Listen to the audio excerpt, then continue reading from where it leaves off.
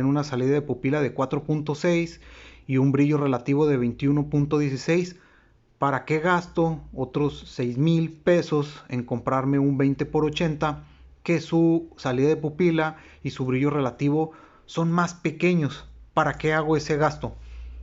Pues aquí es donde entra el factor crepuscular. El factor crepuscular lo vamos a obtener multiplicando los aumentos por la apertura y obteniendo la raíz cuadrada.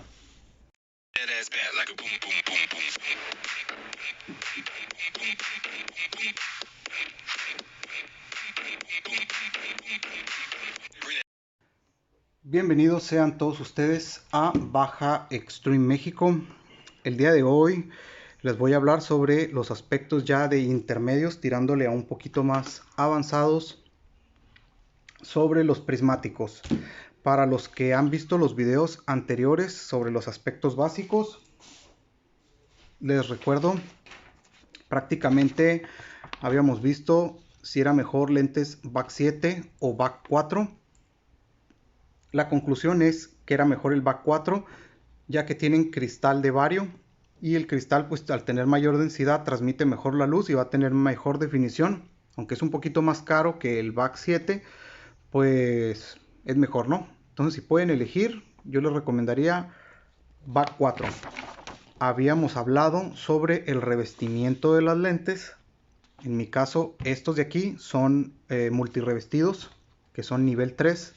Son muy buenos, con una luminosidad relativa buena, ya que está entre 4 y 5.5. Está específicamente en 4.7 según el fabricante, y ahorita haciendo la cuenta pues da 4.66, 666, por eso se redondea a 4.7.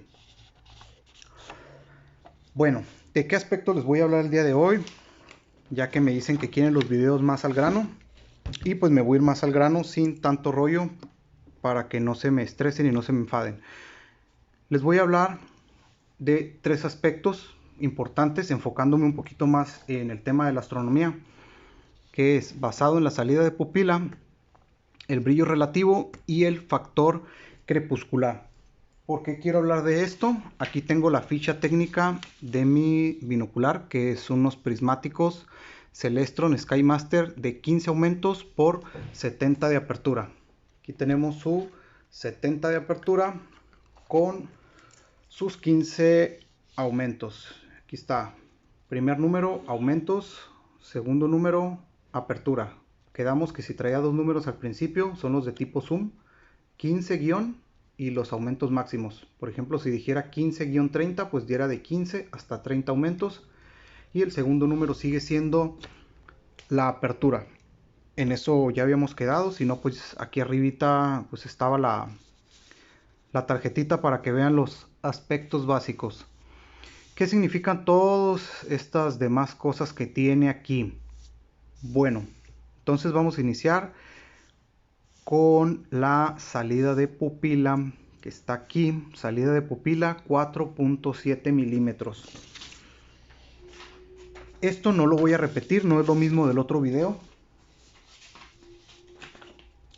Acá está. Quedamos que la salida de pupila es este haz de luz que encontramos aquí debajo.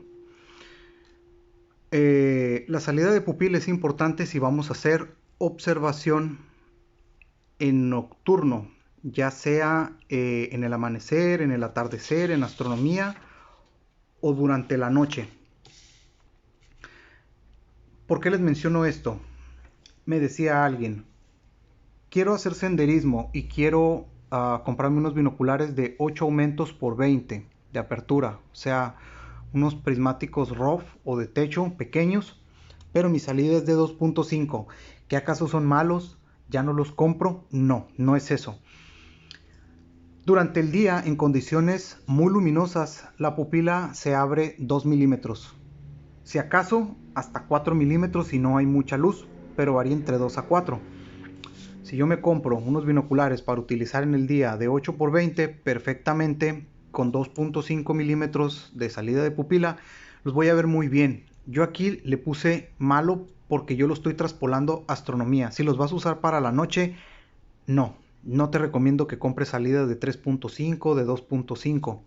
Compra de 4, de 5. Por eso me preguntan, ¿cuáles son los binoculares más equilibrados y más baratos para astronomía? 10 por 50. De hecho, en la nueva tabla que les puse, yo voy 10 por 50. Tienen una salida de pupila de 5. La salida de pupila nos va a dar luminosidad relativa. ¿Por qué relativa? Bueno, ahorita les voy a explicar, ya les voy a explicar por qué. ¿Cómo habíamos quedado que obteníamos la salida de pupila? Pues era bien sencillo, dividiendo la apertura entre los aumentos. Mis binoculares tienen 70 de apertura entre mis 15 aumentos. Entonces vamos, 70 de apertura entre 15 aumentos. Quedamos 4.666666, que aquí está. Y esto nos habla de qué tan brillosas vamos a ver las imágenes, ¿sí? Si es durante el día, pues no hay problema que sea de 2.5, de 3.5. Incluso pues si tenemos unos 10 por 50 para el día, hasta nos va a sobrar. O sea, no va a haber problema si nos sobra. El problema es durante la noche, durante el crepúsculo, el amanecer o el atardecer, cuando ya hay poca luminosidad, donde vamos a empezar a notar esa falta de luminosidad. Entonces, si los quieren para ese tipo de condiciones, pues sí, ¿no? Mayor de 4. Y también encontramos el brillo relativo. El brillo relativo. ¿Cómo vamos a obtener el brillo relativo? Vamos a utilizar la salida de pupila al cuadrado. ¿Cómo vamos a hacer esto? Pues para elevar un número al cuadrado, solo bastaría por multiplicar este número por sí mismo. Entonces, si tenemos la salida de pupila de 4.6, vamos a multiplicar nuevamente por sí mismo para que nos dé el brillo relativo. Aquí vemos que da un 21.16. Multiplicando la salida de pupila por sí mismo, se eleva al cuadrado. 5 por 5, 25. 4 por 4, 16. 3.2 por 3.2, 10.24. Entonces así obtenemos el brillo relativo. El brillo relativa le puse. Ay, disculpen si por aquí luego me equivoco en algún numerito o algo. Por eso es importante que hagan las cuentas de su prismático. Entonces quedamos que el brillo relativo sale a raíz de la salida de pupila elevada al cuadrado. Entonces yo elevando al cuadrado mi salida de pupila me dio un brillo relativo de 21.16. Vamos a ver qué dice el fabricante al respecto. Parece que por acá no dice. A ver, voy a buscarles otra especificación. Bueno, acá encontré otra ficha técnica de un 10 por 50 de Celestron. Vemos que tiene pupila de salida de 5. Entonces 50 entre 10, 5. 5 por 5, 25. Salida de pupila 5 milímetros. 5 por 5. ¿Dónde está? 25. Acá está arriba. Brillo relativo 25. Entre más alto sea el brillo relativo, más podemos pensar que es brilloso o luminoso. ¿Cuál es la diferencia entre la salida de pupila y el brillo relativo? Pues están íntimamente relacionados. Nos van a dar más luminosidad, más brillo a nuestros prismáticos. Es como cuando nos encontramos editando una fotografía y subimos el contraste y subimos el brillo. Ya vemos que si sube mucho el contraste y baja el brillo, se ve oscuro. Si subimos mucho el brillo y bajamos el contraste, se ve oscuro. Tienen que estar equilibrados los dos. Estos van de la mano. Prácticamente, ¿cuál es la diferencia entre la luminosidad relativa y el brillo relativo? Es que la salida de pupila sí es algo más físico. El brillo relativo es una estimación teórica. Podemos pensar que los prismáticos tienen el mismo brillo relativo, son iguales, son igualmente luminosos, pero no es así, por eso es relativo. Aquí está, salida de pupila con brillo relativo. Por favor, no cometan el error de únicamente basarse en estos parámetros para hacer una compra de unos prismáticos. ¿Por qué? Vean, si tienen unos prismáticos de 7 por 35, va a dar una salida de pupila de 5, elevada al cuadrado va a dar un brillo relativo de 25. Pero acá, un 10 por 50 va a dar 5 igual, elevado al cuadrado nos va a dar 25.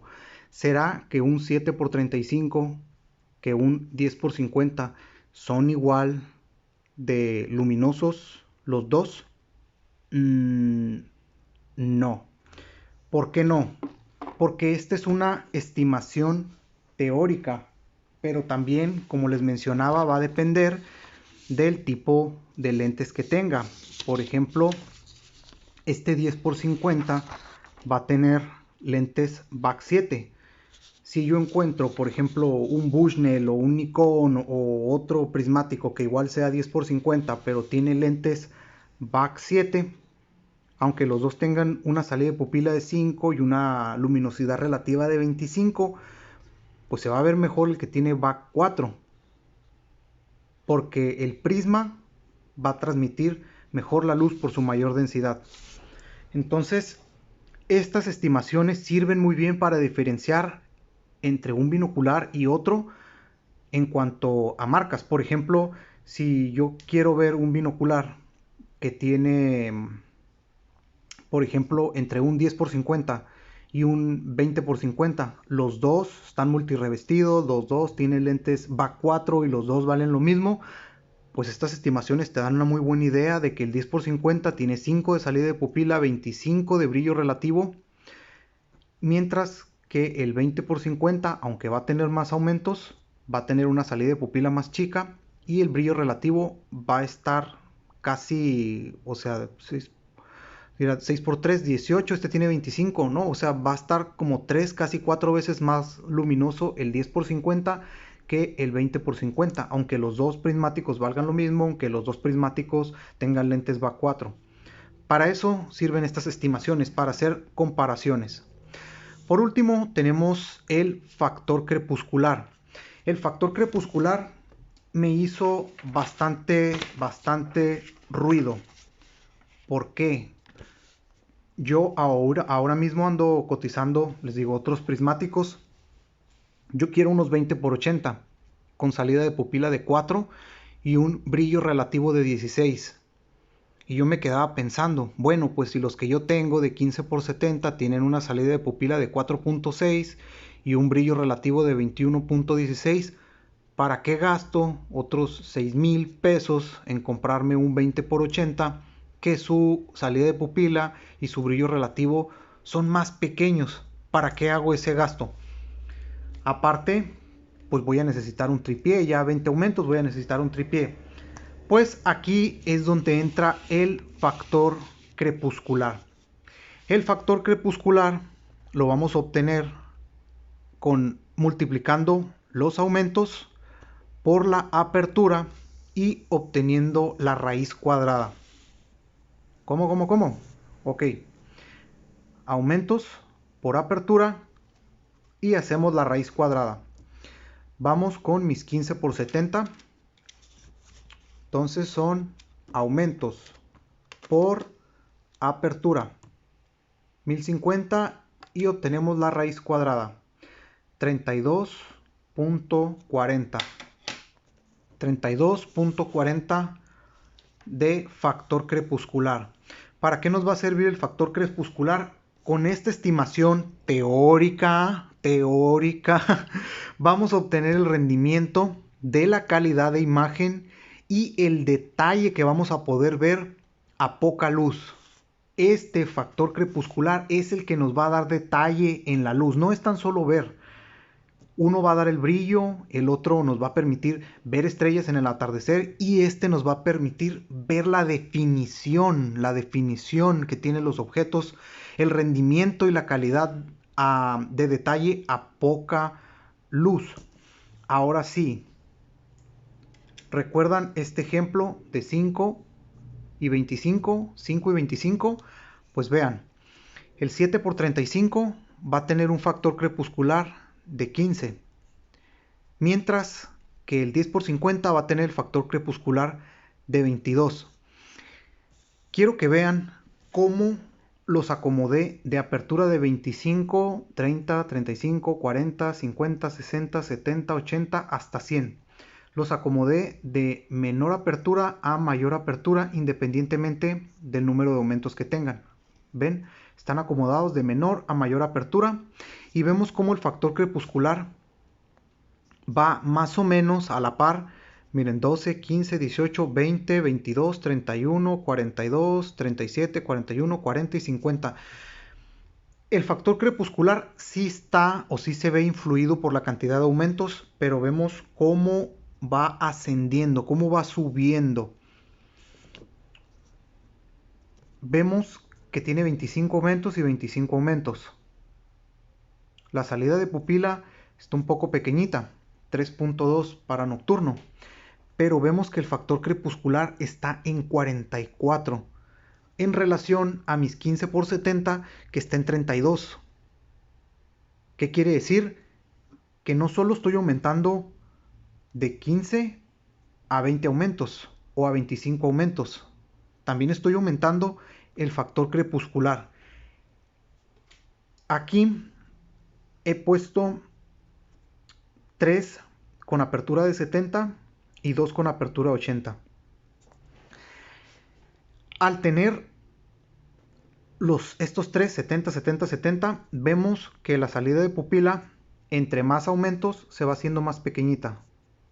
4.6, 3, 2. Entonces en apariencia podría parecer que el brillo va bajando. De hecho, a 25 aumentos por 70 sí ha bajado. Pero si podemos ver, el factor crepuscular ha aumentado conforme aumentan. Entre más aumentos, el factor crepuscular va aumentando. Eso quiere decir que sí va a estar un poco más chiquita nuestra salida de pupila. Nuestra salida de pupila sí va a ser un poco más pequeña. Pero lo que podamos observar a través de esa salida de pupila va a tener más detalle, nos va a dar más rendimiento, mayor calidad de imagen y más detalle a poca luz. Entonces, ¿cuál es la conclusión de esto?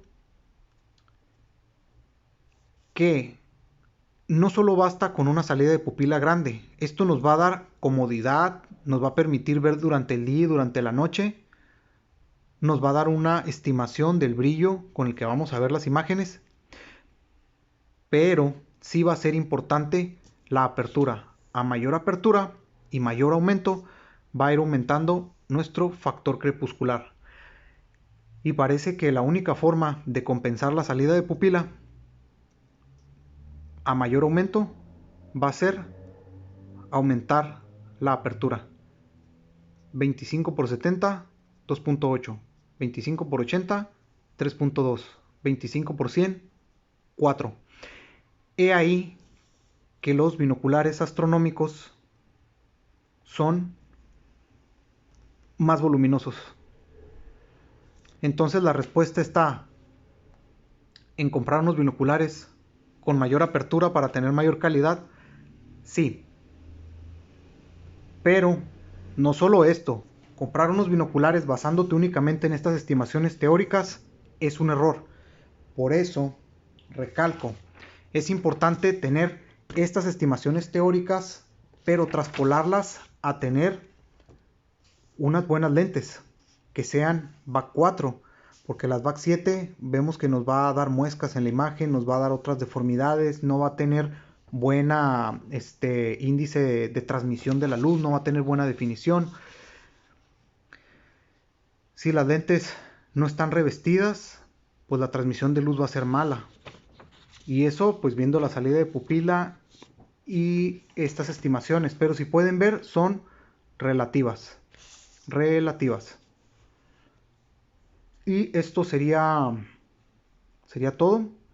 Creo que me extendí un poco, pero espero que esto les dé un panorama un poco diferente para elegir unos prismáticos a la hora de visual en astronomía.